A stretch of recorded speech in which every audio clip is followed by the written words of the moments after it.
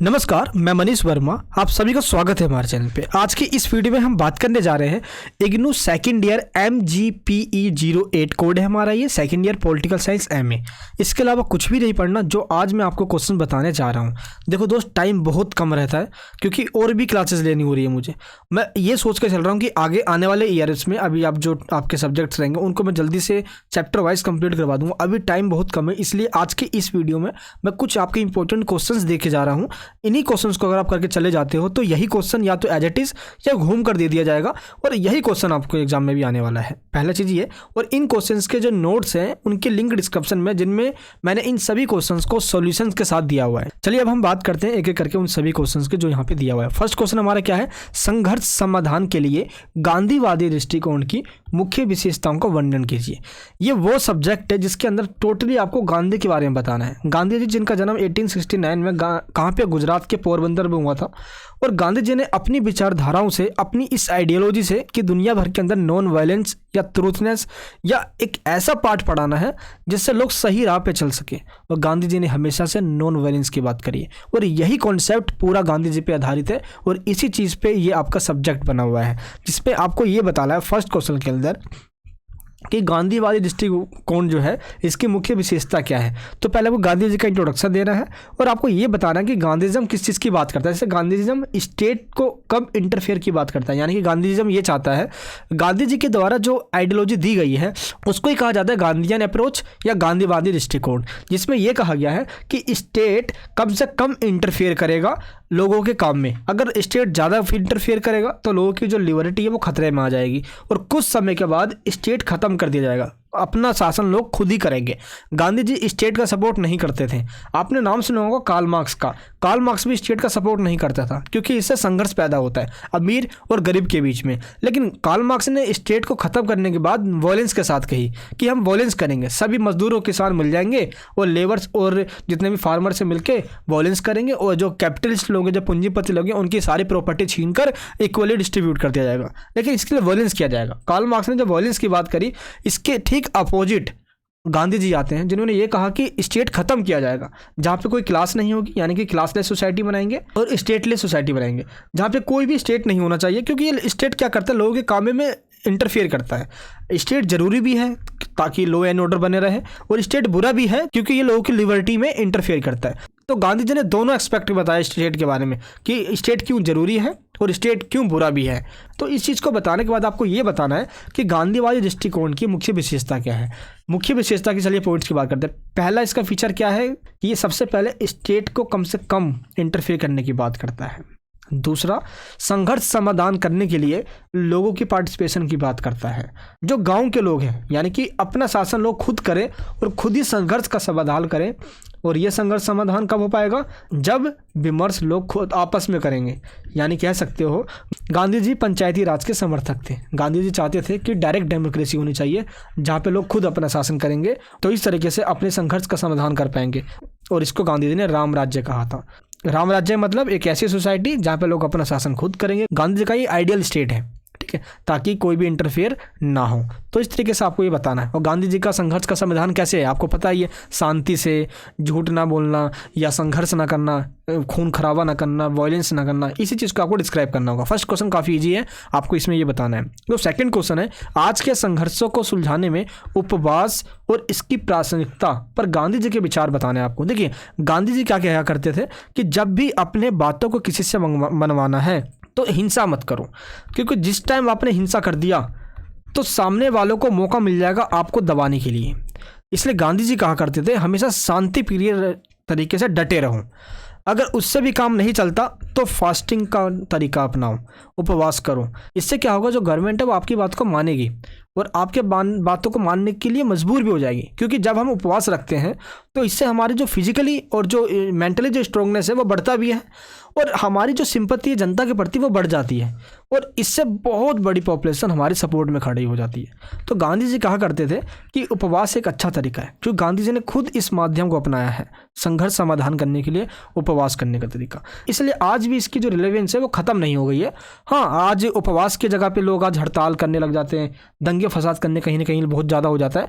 But Gandhi ji का जो तरीका वो उपवास का तरीका है, और गांधी जी ने ये कहा है कि आज भी इसकी प्रासंगिकता है पॉलिटिक्स के अंदर या किसी भी सोशल फर्म के अंदर या कंपनी के अंदर। उपवास करके भी हम उसको ठीक कर सकते हैं, क्योंकि गांधी जी पीसनेस या शांति की बात किया करते थे। इसलिए आपको उपवास के बारे में बताना है। और प्रासंगिकता मतलब क्या हो गया, इंपॉर्टेंस, यानी कि आज के टाइम पे इसकी क्या इंपॉर्टेंस है। क्या आज उपवास नहीं होता? बिल्कुल होता है। आज़ादी के बाद ऐसे कई सारे आंदोलन हुए हैं जिसमें उपवास के माध्यम से सरकार को झुकाने की बात की गई है। फिर अगर इससे बात नहीं जमती तो फिर हड़ताल शुरू हो जाते हैं। मतलब उपवास एक तरीका है जो आज़ादी के बाद आज भी इस्तेमाल किया जाता रहा है। तो इसकी प्रासंगिकता आज खत्म नहीं हुई है, यानी कि इसकी इंपॉर्टेंस आज भी है। नेक्स्ट थर्ड क्वेश्चन क्या है, शांति सेना के विचार और संघर्ष समाधान में इसकी भूमिका का परीक्षण करें।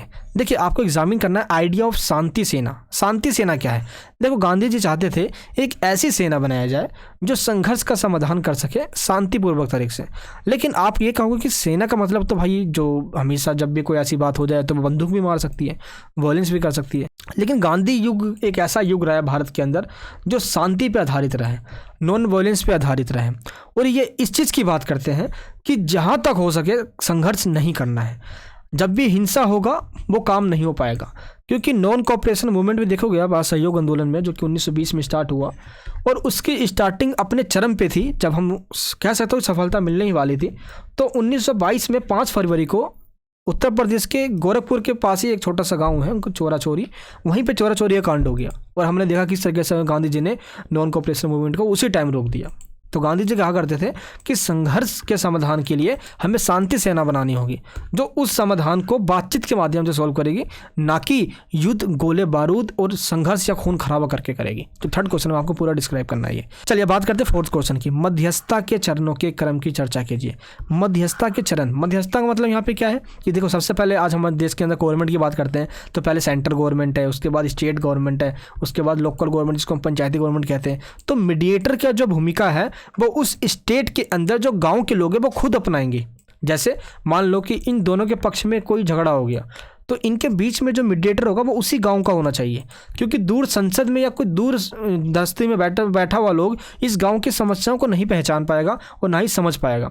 इसलिए इस गांव के लोगों को पूरी स्वायत्तता देनी चाहिए, पूरी स्वतंत्रता देनी चाहिए, ताकि वो अपनी प्रॉब्लम्स का सॉल्यूशन खुद अपने ही लेवल पे कर सके। तो ये बताया गया मध्यस्थता यानी मीडिएटर वाले पॉइंट में।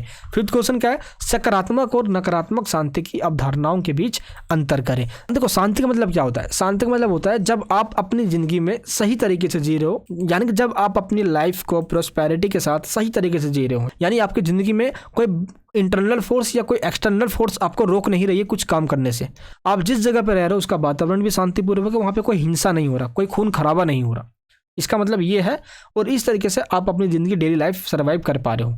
तो ये तो हमारा हो गया शांति का डेफिनेशन। पीसनेस के भी 2 कैटेगरी है, एक है सकारात्मक और एक है नकारात्मक। सकारात्मक पीसनेस का मतलब क्या होता है? एक ऐसी सिचुएशन जहाँ पे लोग कानून को फॉलो कर रहे हैं और उसके अकॉर्डिंग ही चल रहे हैं, और बिना किसी भेदभाव या बिना किसी इंटरनल फोर्सेस के, बिना दबाव डाले शांति बनाए हुए अपनी ज़िंदगी जी रहे हैं।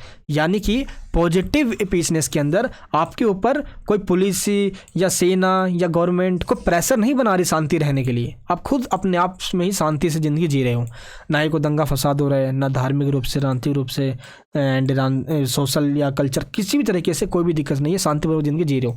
लेकिन वही हम नकारात्मक शांति की बात करते हैं तो ये शांति वो शांति होती है जब गवर्नमेंट इंटरफेयर करती है शांति स्थापित करने के लिए। अब मान लो कि जिस एरिया में हम रह रहे हैं उसी एरिया में धर्म को लेकर, मान लो हिंदू मुस्लिम को लेकर या किसी भी चीज़ को लेकर, हम अक्सर ऐसा देखा करते हैं किसी एरिया पर्टिकुलर एरिया में जब ऐसी कोई बात हो जाती है, सांप्रदायिकता दंगे हो जाते हैं, तो उस जगह पे पुलिस आती है, उस जगह पे गवर्नमेंट आती है, शासन प्रशासन की बात आती है, जो कि एक एक्सटर्नल फोर्स के रूप में वहाँ पे शांति बनाती है। क्यों? क्योंकि वहाँ का जो लॉ एंड ऑर्डर है वो बिगड़ गया है। इसलिए अब पुलिस यानी कि एक एक्सटर्नल फोर्स लोगों को शांत करवा रही है। पॉजिटिव पीसनेस में क्या था? लोग अपने आप ही शांत थे, उनको कोई पुलिस या कोई बड़ी ताकत की जरूरत नहीं थी शांति करवाने के लिए, वो अपने आप में ही शांति है। लेकिन नेगेटिव पीसनेस के अंदर पुलिस और प्रशासन या आर्मी डिफेंस की जरूरत पड़ती है शांति करवाने के लिए, क्योंकि ये सिचुएशन दंगे फसाद या अनसर्टेनिटी की होती है। और 6th क्वेश्चन क्या है, चिपको आंदोलन पर एक टिप्पणी लिखिए। चिपको आंदोलन तो आपको पता ही है, एक ऐसा सिचुएशन था भारत के अंदर जब महिलाओं ने पेड़ को ना काटने के लिए अपनी एक जागरूकता दिखाई और पेड़ों से चिपक गए। उत्तराखंड के टिहरी गांव से शुरू हुआ ये आंदोलन पूरे भारत में फैल गया, क्योंकि क्रिकेट के कुछ उपकरण बनाने वाले ठेकेदार पहुंच गए थे टिहरी गांव के अंदर। उत्तराखंड के इस टिहरी गांव की इस सीख ने पूरी दुनिया को सिखा दिया। 1970 का दशक, ये दशक दुनिया भर के देशों को याद रहा, क्योंकि महिलाओं के द्वारा जब विरोध किया गया और फिर भी वो नहीं माने। क्रिकेट और तरह तरह के वो खेल के टूल्स बनाना चाहते थे, उसके लिए वो पेड़ काटना चाहते थे, उसको मना कर दिया गया महिलाओं के द्वारा। बट महिलाओं के द्वारा मना करने के बावजूद भी वो नहीं माने, तो महिलाएं पेड़ पे चिपक गई। उन्होंने कहा कि पहले हमें काटो, देन पेड़ को काटना, और उसके बाद वो अब चले गए वहाँ से। और यही सीख पूरी दुनिया को गई यहाँ से। तो चिपको आंदोलन भारत के बहुत बड़ी आंदोलन है और काफ़ी सफल आंदोलन है। तो इसकी तारीफ आज भी की जाती है चिपको आंदोलन की, ठीक है। मेधा पाटकर हो गई, सुंदरलाल बहुगुणा हो गए, काफ़ी इनका बहुत बड़ा कंट्रीब्यूशन रहा है चिपको मूवमेंट के अंदर, ठीक है। तो इसके ऊपर मैंने काफ़ी वीडियोज़ बना रखी है, उसको भी देख सकते हो आगे। बाकी काफ़ी ईजी टॉपिक है हमारा ये। 7वां क्वेश्चन क्या है, गांधी के अनुसार हड़ताल करने की नैतिकता क्या है। देखो, हड़ताल का मतलब क्या होता है। हड़ताल का मतलब होता है आप अपने सारे दुकानें बंद कर दो, आप अपनी नाराजगी दिखा रहे हो अपना काम ना करके। अब इससे क्या लगेगा गवर्नमेंट को कि भाई लोग सारे नाराज हैं। तो गांधी जी कहते थे कि शांतिपूर्वक तरीके से आप वो काम मत करो। अंग्रेजों के टाइम की बात है ये, जो अंग्रेजों का है, जैसे कि अंग्रेजों के दफ्तर मत जाओ, वकील अपना काम छोड़ दे, डॉक्टर अपना काम छोड़ दे, टीचर अपना काम छोड़ दे। इन अंग्रेजों का साथ मत दो, ये पागल होकर भारत से अपना आप भाग जाएंगे। तो नॉन कॉपरेशन मूवमेंट के अंदर ये हमने देखा भी था, लेकिन ये आंदोलन सफल नहीं हो पाया और हम आज़ाद नहीं हो पाए इस टाइम पे। लेकिन गांधी जी के द्वारा जो हड़ताल का कॉन्सेप्ट दिया गया, इसकी नैतिकता क्या है, क्या हड़ताल ठीक है। क्योंकि हड़ताल की जो मीनिंग है आपको ये पता होना चाहिए। हड़ताल यानी कि स्ट्राइक का मतलब होता है जब लोग अपना काम ना करें, या अगर वो काम कर भी रहे हैं तो वो आधा अधूरा काम कर रहे हैं। यही है नाराजगी दिखाने का तरीका। तो क्या यह नैतिक है, क्या ये सही है। देखो, सरकार के द्वारा जो भी पॉलिसीज़ बनाई जाती है, वो अगर उसके नेगेटिव पॉइंट है कुछ, तो उसको लेकर हम सरकार की क्रिटिसाइज़ कर सकते हैं, नो डाउट। लेकिन हम हड़ताल अगर हम कर रहे हैं और उसके अंदर हम खून खराबा कर रहे हैं, तो गांधी जी ने इसकी इजाज़त कभी भी नहीं दी और ये बिल्कुल भी नैतिक नहीं है। अगर हम उसमें वायलेंस कर रहे हैं, तो हड़ताल शांतिपूर्वक तरीके से हम अपनी विरोध को जता सकते हैं, अपना वो काम ना करके जिस काम के वजह से उस बंदे का काम हो रहा है, जिसके अगेंस्ट में हम हड़ताल कर रहे हैं, वो उस टाइम पे नैतिक कहलाएगा। शांतिपूर्वक तरीके से हम अपना विरोध कर सकते हैं। इसलिए गांधी जी ने हमेशा से साध्य और साधन पे बल दिया है और सह अस्तित्व की बात करिए, को एग्जिस्टेंस की बात करिए, ताकि हम किसी दूसरे काम में इंटरफेयर भी ना करें और हम उस राह पे चले जो कि शांति को प्रमोट करता है, पीसनेस को प्रमोट करता है। हम हड़ताल के आड़ में आके खून खराबा नहीं कर सकते। यही गांधी जी के लिए नैतिकता है। 8 क्वेश्चन क्या है, स्वनियोजित महिला संघ बनाया गया, एंड SEWA के नाम से जाना जाता है इसको। इसका मतलब ये था कि महिलाओं को इंटरडिपेंडेंट बनाना है और महिलाओं ने अपनी इक्वालिटी के लेकर, सोशल जस्टिस को लेकर, पॉलिटिकल राइट्स को लेकर एंड पैट्रियार्कल सिस्टम, जिसमें ये कहा जाता है कि मेल एंड फीमेल दोनों इक्वल हैं, बट सोसाइटी ने ये डिस्क्रिमिनेशन क्रिएट कर रखा है। तो इस संगठन के द्वारा इस चीज़ की डिमांड करी गई कि पैट्रियार्की सिस्टम यानी कि पुरुष प्रधान सोसाइटी, इसको ख़त्म करना है, हमें महिला और पुरुष में इक्वलिटी लाना है। एंड सबसे बड़ी बात है कि जो महिला है वो अपना काम खुद कर सकती है, उसके पास भी वो सारी इक्वालिटीज़ है। लोगों ने क्यों उसको इनइक्वल कर रखा है सोसाइटी को, इसलिए इक्वालिटी की बात करते हैं। और सबसे बड़ी बात कि रोज़गार के अंदर समान अवसर की बात करते हैं। जो पुरुष होने के कारण एक मेल कर रहा है वही फीमेल भी कर सकती है, इसमें कोई डिस्क्रिमिनेशन नहीं होना चाहिए। तो महिला भी अपना काम खुद कर सकती है, इसलिए स्वनियोजित महिला संघ बनाया गया। महिलाओं के अधिकारों को लेकर, महिलाओं के रोजगार को लेकर, महिला समानता को लेकर, इक्वलिटी को लेकर, जस्टिस को लेकर, वोटिंग के राइट को लेकर, इन सब की बात इसके अंदर की गई। नेक्स्ट क्वेश्चन क्या है, श्रीलंका के जातीय संघर्ष में भारत की क्या भूमिका रही, ये बताना है। देखो, श्रीलंका के अंदर 2 तरह के लोग रहते हैं, एक रहते हैं सिंगली लैंग्वेज बोलने वाले और एक रहते हैं तमिल लैंग्वेज बोलने वाले। तो सिंगली वाले श्रीलंका में मेजोरिटी में है और तमिल वाले बहुत कम है। वहाँ पे लगभग 18% तमिल वाले हैं और सिंगली वाले 74% है। और जो तमिल वाले जो लोग हैं ये श्रीलंका के अंदर, ये भारत के तमिलनाडु से श्रीलंका गए हुए हैं रोजगार के लिए, थोड़ा काम धंधा के लिए। हुआ क्या, 1970 के दशक में बहुत भयंकर क्रांति हो गई इस टाइम। क्यों? क्योंकि सिंगलियों ने बोला कि भाई तमिल यहाँ पे कम है और सिंगली यहाँ पे ज़्यादा, इसलिए सारे राइट्स सिंगली को मिलना चाहिए। यानी कि पॉलिटिकल राइट्स, एजुकेशन में रिजर्वेशन वगैरह सब कुछ सिंगली को मिलना चाहिए। और तमिलों को कानूनी अधिकार यानी कि लीगल राइट से भी वंचित कर दिया गया। और इस कंडीशन में इन तमिलों के द्वारा एक आंदोलन किया गया ये कहकर कि सिंगलियों के द्वारा ये जो भेदभाव किया जा रहा है, सिंगली मेजोरिटी में है तो क्या माइनॉरिटी को वो कुछ नहीं समझेंगे। और इसलिए इन तमिलों के द्वारा इक्वालिटी की डिमांड करी गई और इसके लिए संघर्ष भी हुआ। और आगे चलकर 1776 के अंदर लिट्टे बना, लिबरेशन टाइगर ऑफ तमिल इलम, जिसका काम था इन तमिलों को समानता दिलवाना। लेकिन ये लिट्टे आगे चल के उग्र रूप धारण कर लिया, काफ़ी एक्सट्रीम बन गया, एक आतंक का रूप धारण कर लिया इसने। और ये कहने लग गया कि जो नॉर्थ और ईस्ट का पार्ट है श्रीलंका का, इसको अलग कर कर एक ऐसा स्टेट बनाया जाए जहाँ पे सिर्फ और सिर्फ तमिल लोग रहेंगे। यानी कि ये अलग करने की मांग कर रहा था, यानी कि लिट्टे तमिलों के लिए एक अलग राज्य बनाने की मांग कर रहा था, स्टेट बनाने की मांग कर रहा था, इस जिसको सुप्रीम कोर्ट ने मना कर दिया। और ये मुद्दा इतना गर्म हो गया कि खून खराबे हो गए सड़क पे। सिंगली तमिल को मार रहे, तमिल सिंगली को मार रहे, और सिंगली की वहाँ पे गवर्नमेंट थी, गवर्नमेंट भी काफ़ी अत्याचार कर रही थी तमिल के ऊपर। फाइनली 1985 के अंदर राजीव गांधी की सरकार थी भारत के अंदर, और भारत और श्रीलंका के बीच में समझौता हुआ। और इस समझौता में ये कहा गया कि श्रीलंका के अंदर जो संघर्ष हो रहा है, इसके लिए भारत अपनी आर्मी भेजेगा श्रीलंका के अंदर, ताकि शांति बनाए रखी जा सके। देखो, श्रीलंका के जो मुद्दा था ये भारत से जुड़ा हुआ था, तो जाहिर सी बात है कि भारत का इसमें इंटरफेयर करना बनता है, क्योंकि तमिल लोग इंडियंस थे वो जो वहाँ पे गए हुए थे। तो इसलिए जाके श्रीलंका के बीच में समझौता हुआ, और इस समझौता के तहत हमने अपनी इंडियन आर्मी वहाँ पे भेजी ताकि शांति बना के रखा जाए। और तमाम तरीके के हमने समझौता किया जिससे कि जो ये उग्र रूप धारण किए हुए हैं या ये जो संघर्ष चल रहा है इसमें शांति हम करवा सकें। और फाइनली कुछ समय के लिए शांति भी हो गई है, लेकिन हमारी सेना वहाँ पे 1989 तक पहुँच गई थी। इससे लिट्टे नाराज़ हो गया। लिट्टे ने यह कहा कि इंडिया क्यों इसके अंदर इंटरफेयर कर रहा है। जब लिट्टे के लोग तमिलों के लिए अलग राज्य की मांग कर रहे हैं तो इंडिया क्यों इसमें इंटरफेयर कर रहा है, क्या मतलब है उसको। और हुआ ये कि 1991 के अंदर जब राजीव गांधी जी तमिलनाडु के अंदर ही भाषण दे रहे थे तो लिट्टे ने बम से उड़ा दिया इनको। तो इस तरीके से राजीव गांधी की हत्या कर दी गई। लिट्टे एक आतंकवादी संगठन के रूप में बहुत तेज़ी से फैलता जा रहा था श्रीलंका के अंदर, और जो वहाँ पे संघर्ष हुआ उसमें लिट्टे का बहुत बड़ा हाथ था। तो सिंगली और तमिलों का ये संघर्ष कैसे खून खराबे में बदल गया, ये हमने एक एथनिक कॉन्फ्लिक्ट के रूप में देखा श्रीलंका के अंदर। तो इसी से दुनिया भर के अंदर सीख ली जा सकती है कि किस तरीके से जातीय संघर्ष खून खराबे में बदल सकता है। एक छोटा सा देश होते हुए भी किस तरह से इतना बड़ा संघर्ष हो गया। तो ये इस तरीके से बताया गया है इसके अंदर, ठीक है। फाइनली जाके अब तो शांत हो गया है, क्योंकि लिट्टे का जो चीफ था प्रभाकरन वो भी मर गया। अब वहाँ की कंडीशन अब ठीक है पहले के मुकाबले में। कभी कभार देखते हैं मुद्दा ये उठ जाता है भाई तमिल सिंगली का, लेकिन अब मुद्दा यहाँ पे थोड़ा सही चल रहा है। अब तो वहाँ पे आपको पता है कि जो नेपोटिज्म है उसके वजह से वहाँ पे जो क्राइसिस आई पड़ी है, महंगाई की, लोग महामारी में जी रहे हैं, वहाँ पे बहुत बड़ी दिक्कत आ गई। अभी वहाँ पे गवर्नमेंट का अनसर्टेनिटी चल रहा था। तो आप करंट मुद्दे को पास्ट से जोड़कर पूरा आंसर अपना दे सकते हो। इसके बाद हम बात करते हैं 10 क्वेश्चन की। शांति के लिए नारीवादी दृष्टिकोण का आलोचनात्मक विश्लेषण करें। देखो, आपको बताने पहले शांति के लिए नारीवादी दृष्टिकोण। नारीवादी दृष्टिकोण का मतलब क्या होता है, एक ऐसी अप्रोच जिसको फेमिनिस्ट अप्रोच कहा जाता है, जो दुनिया भर के अंदर मेल और फीमेल के लिए इक्वलिटी की डिमांड करते हैं, पॉलिटिकल राइट्स की डिमांड करते हैं, और जो पेट्रियार्की सिस्टम है, पुरुष प्रधान समाज जो है हमारा, इसको ख़त्म करने की बात करते हैं। अगर प्रॉपर्टी के ऊपर एक बेटे का अधिकार हो सकता है तो बेटी का क्यों नहीं हो सकता। तो यहाँ पे पेट्रियार्की सिस्टम की ख़त्म करने की बात करते हैं ये। और ये हमेशा से बात करते हैं इन सभी मुद्दों का समाधान शांतिपूर्वक हो। गांधी जी के इन्हीं विचारों को इन्होंने प्रमोट किया है।